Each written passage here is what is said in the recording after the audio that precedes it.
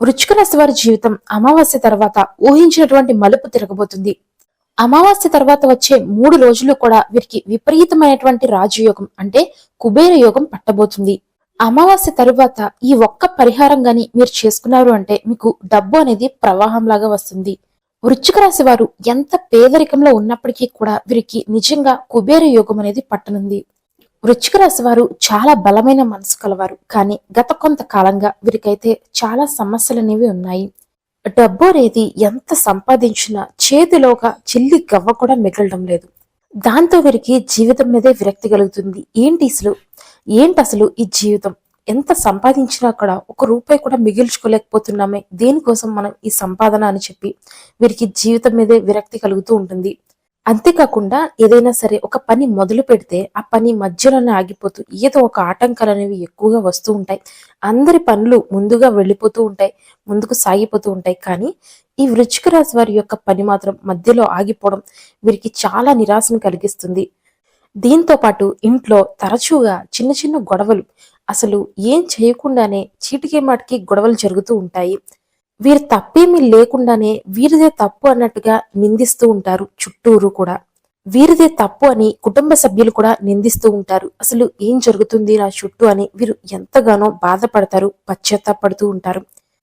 దీనివల్ల వీరికి మానసిక ఒత్తిడి అనేది కూడా విపరీతంగా పెరిగిపోతూ ఉంటుంది. ఏం చెయ్యాలి, ఏం చేస్తే అసలు సమస్యల నుంచి మనం గట్టెక్కుతాము అని చెప్పి చాలా ఒత్తిడికి లోనవుతూ ఉంటారు.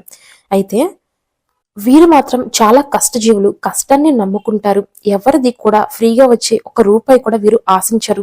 చాలా నిజాయితీ పరులు అని చెప్పుకోవచ్చు. వీరికి ఉండేటువంటి నిజాయితీ, వీరు పడేటువంటి కష్టం, మానసిక ఒత్తిడి ఇవన్నీ కూడా వీరికి ఒక మంచి అవకాశాన్ని ఇచ్చాయి. ఈ అమావాస్య తరువాత వీరికి నిజంగా 3 రోజుల పాటు అదృష్టం భరించింది అని చెప్పొచ్చు. ఇన్ని రోజుల నుంచి మీరైతే పడుతున్నటువంటి బాధలు, కష్టాలు, సమస్యలు, మానసిక ఒత్తిడి ఇవన్నీ కూడా పోయేటువంటి రోజు వచ్చేసింది. ఈ అమావాస్య దాటిన తర్వాత చేసుకునేటువంటి ఆ పరిహారం ఏదైతే ఉందో ఆ పరిహారం అనేది చాలా శక్తివంతమైన పరిహారం. అంతేకాదు ఇప్పుడు మీ జన్మకుండలిలో, ఇప్పుడు మీ రాశిలో చంద్రుడి యొక్క బలం అనేది పెరుగుతుంది. దీని వలన ఈ అమావాస్య దాటిన తర్వాత 3 రోజులు కూడా మీకు చాలా శక్తివంతంగా ఉంటుంది ఈ రాశి వారికి. ఈ సమయంలో గనక మీరు ఆ శక్తివంతమైన పరిహారం చేశారు అంటే మిమ్మల్ని ఆపేవారు ఎవ్వరూ కూడా ఉండరు. నిజంగా చెప్పాలి అంటే మీరు కోట్లకి పడగలెత్తుతారు అని చెప్పచ్చు.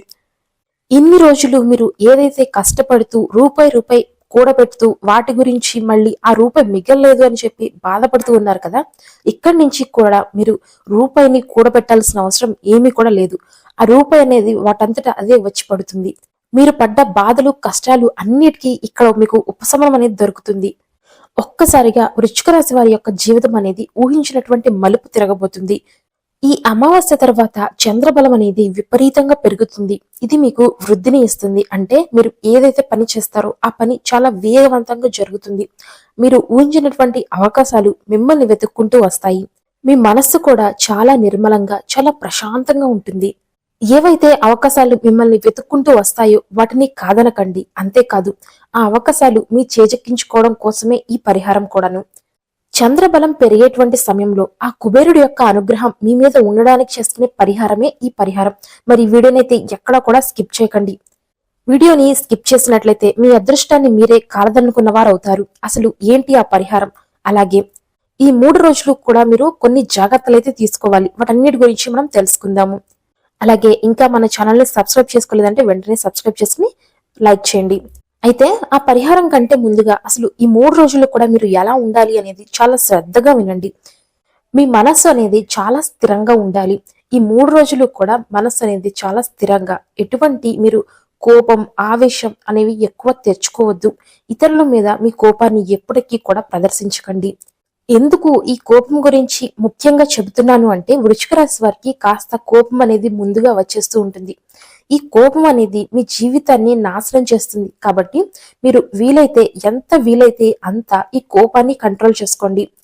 ఒకవేళ మీకు అవ్వడం లేదు, ఈ కోపం మేము తగ్గించుకోలేకపోతున్నాము అనుకుంటే ప్రతిరోజు కూడా ఉదయం లేవగానే హనుమాన్ చాలీసా వినండి, సరిపోతుంది. మీ కోపం అనేది, విపరీతంగా ఉన్నటువంటి కోపం అనేది చాలా వరకు కూడా తగ్గిపోతుంది. అలా ముఖ్యంగా మీరు కోపాన్ని అయితే కంట్రోల్లో పెట్టేసుకోవాలి. అయితే ఎక్కువగా ఆలోచించకూడదు. ఎందుకంటే ఈ వృశ్చిక రాశి వారి ఆలోచనలు చాలా విపరీతమైన ప్రభావాన్ని ఎక్కువ కలిగి ఉంటాయి. మీరు ఏదైనా సరే ఎక్కువగా ఆలోచించారు అంటే దాని ప్రభావం అనేది కూడా మీ జీవితం మీద చాలా విపరీతంగా ఉంటుంది. కాబట్టి ఈ 3 రోజుల పాటు మీరు వీలైతే కాస్త ఆలోచన అనేది తక్కువ చేసుకోండి. మనసుని ప్రశాంతంగా ఉంచుకోండి. అంతేకాదు రాత్రి పడుకోబోయే ముందు ఎక్కువ బాధపడుతూ ఆలోచిస్తూ ఉంటారు. నా జీవితం ఏంటి ఇలా అయిపోయింది, నేనేంటి ఇలా ఉన్నాను, నేను అనుకున్నది ఒకటైతే ఇంకొకటి జరుగుతుంది, నా జీవితం నా చేతుల్లో లేదు అని, నా కంట్రోల్లో లేదు అని చెప్పి బాధపడుతూ ఉంటారు. మీరు కోరుకున్నది జరగక మీకు ఇష్టం లేని పని చేస్తూ జీవితంలో ఓడిపోయినట్లుగా భావిస్తూ బాధపడుతూ ఉంటారు. అలాగే తెల్లారితే అప్పుల సమస్యలు, వాళ్ళకి కట్టాలి వీళ్ళకి కట్టాలి అనేటువంటి టెన్షన్లు, ఆలోచనలు, వీటన్నిటి నుంచి ఎలా బయటపడాలి అనుకునేటువంటి సమయంలోనే ఆ భగవంతుడు మీకు ఒక మంచి అవకాశాన్ని ఇచ్చాడు. ఆ అవకాశాన్ని ఎట్టి పరిస్థితుల్లో కూడా మీరు మిస్ చేసుకోకండి. చాలా మంది అనుభవించేటువంటి విషయం ఒకటి, జీవితంతో పోరాడి పోరాడి అలసిపోతూ ఉంటారు. ఇక వారికి జీవితం మీద విరక్తి కలుగుతుంది. ఏం చేయాలి అన్నా కూడా అసలు ఇష్టం ఉండదు. జీవితం పట్ల ఒక నిర్లక్ష్యం అనేది వచ్చేస్తుంది. ఇలా అందరికీ ఉండకపోవచ్చు, కానీ కొద్ది మందికి మాత్రం ఖచ్చితంగా ఇటువంటి ఆలోచనలు, విరక్తి ఆలోచనలు వస్తూ ఉంటాయి. వారెందుకు ఇలా మారిపోతారు అంటే వారికి ఉండేటువంటి సమస్యలు. చాలా మందికి ఒక అప్పు తీసుకుని మరొక అప్పుని కడుతూ ఉంటారు, కానీ వారికి చివరికి చూసుకుంటే వారి అప్పు ఎక్కడ కూడా తీరదు. ఒక చోట నుంచి ఇంకొక చోటకి మారుస్తూ వెళతారు. ఇలా వారికి జీవితం మీద విరక్తి అనేది కలిగి చాలా బాధల్లోనూ భయాల్లోనూ ఉంటూ ఉంటారు. వీటికి తోడు మరొక వైపు రిలేషన్స్ లో టెన్షన్స్. ఎప్పుడు కూడా ఈ వృశ్చిక రాశి వారికి వారి ఇంట్లో నుంచి ఎప్పుడు ఏదో ఒక సమస్య అనేది వస్తూనే ఉంటుంది. వారికి మనశ్శాంతి అనేది ఉండదు. కుటుంబ పరంగా లేదంటే వారి బంధు పరంగా కావచ్చు, వరకు ఎప్పుడు ఏదో ఒక టెన్షన్స్ అనేవి ఉంటూనే ఉంటాయి. ఇదేంటంటే వీరి యొక్క కర్మ ఫలితం అని చెప్పుకోవచ్చు. దీనికి తోడు మానసిక ఒత్తిడి, డిప్రెషన్ లోకి వెళ్ళిపోతూ ఉంటారు. బాగా ఆలోచించి ఆలోచించి డిప్రెషన్ లోకి వెళ్ళిపోతూ ఉంటారు. కానీ మీరు భయపడాల్సిన అవసరం ఏమీ కూడా లేదు. ఇక్కడి నుంచి కూడా మీ జీవితం అనేది మారబోతుంది. గుర్తుంచుకోండి వృశ్చిక రాశి వారు, మీ మీ జీవితం అనేది మీరు ఊహించినటువంటి విధంగా మలుపు తిరగబోతుంది. మీ జీవితాన్ని చూసి మీరే ఆశ్చర్యపోతారు. ఇది నిజంగా షాక్ అవ్వాల్సిన విషయమే. ఈ పరిహారం అనేది ఆ కుబేరుడి యొక్క అనుగ్రహం కోసం మనం చేసుకునేటువంటి పరిహారం. మీకు వచ్చేటువంటి ఆ అదృష్టాన్ని కాలదన్నుకోకుండా ఈ పరిహారాన్ని ఖచ్చితంగా నమ్మి చేయండి. కొంతమంది ఏమనుకుంటారంటే, ఈ పరిహారం చేస్తే మా జీవితం ఏమన్నా మారిపోతుందా, అనవసరం కదా అని అనుకుంటూ ఉంటారు. కానీ మీరు ₹1 ఖర్చు చేయాల్సిన అవసరం లేదు. మీ ఇంట్లో కూర్చునే మీరు ఈ పరిహారాన్ని చేసుకోవచ్చు. ఏదైనా సరే మనం నమ్మి చేసుకోవాలి. మనం నమ్మి చేశాము అంటే ఖచ్చితంగా ఆ కుబేరుడు అనుగ్రహిస్తాడు. ఆ కుబేర అనుగ్రహం ఉంది అంటే జీవితంలో మీకు రూపాయికి తిరుగు ఉండదు. మీరు అప్పులు తీసుకోవడం కాదు, మీరే అప్పులు ఇచ్చే స్థాయికి వెళతారు. అయితే ఈ పరిహారం అనేది కుబేర అనుగ్రహం కోసం చేసేది కాబట్టి కాస్త నియమ నిష్ఠలతోటి చేయాలి. అంటే మనం ఇంట్లో ఆ రోజు మాంసాహారం భుజించకూడదు, అలాగే శాకాహారం మాత్రమే తీసుకోవాలి. ఆ రోజున భార్య భర్తలు ఒకటవ్వకూడదు. అలాగే ఇంట్లో ఎవరు కూడా ఏడవడం లేదంటే గొడవలు పడడం ఇటువంటివి అస్సలు చేయకూడదు. ఇంట్లో ఎవరైనా బాధపడుతూ ఏడుస్తూ ఉన్న సమయంలో ఈ పరిహారాలు చేశారు అంటే దానివల్ల ఎటువంటి ఉపయోగం అనేది ఉండదు.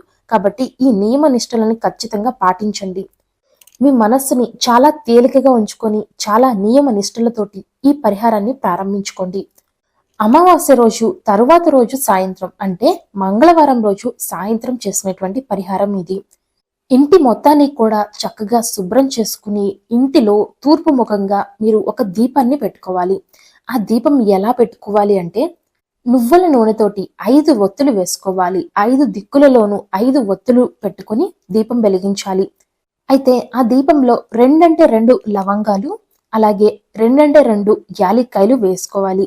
ఈ లవంగాలు యాలక్కాయలు ఐశ్వర్యానికి ప్రతీక కాబట్టి వీటిని వేసుకోవడం వల్ల మీ ఇంట్లో ఉండేటువంటి నెగటివ్ ఎనర్జీ అంతా కూడా పోతుంది. అలాగే ఐశ్వర్య వృద్ధి అనేది కలుగుతుంది.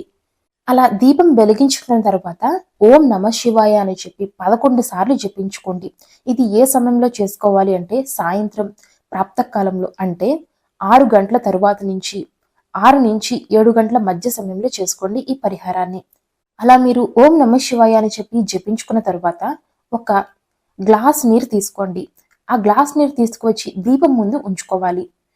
ఆ తర్వాత నా జీవితంలో ఉన్నటువంటి నెగటివ్ ఎనర్జీ అంతా కూడా పోవాలి అని చెప్పి మీరు మనస్ఫూర్తిగా కోరుకుని మీకు ఏదైతే సమస్యలు ఉన్నాయో, ఇంట్లో సమస్యలు కావచ్చు, బయట సమస్యలు కావచ్చు, అప్పుల సమస్యలు కావచ్చు, ఇలా మీకు వివాహం జరగకపోవచ్చు, ఉద్యోగం రాకపోవచ్చు, మీకు వ్యాపారంలో సరిగా కలిసిబాటు రాకపోవచ్చు, ఇలా మీరు ఏదైతే సమస్యతో బాధపడుతూ ఉన్నారో అవన్నీ కూడా చెప్పుకోండి.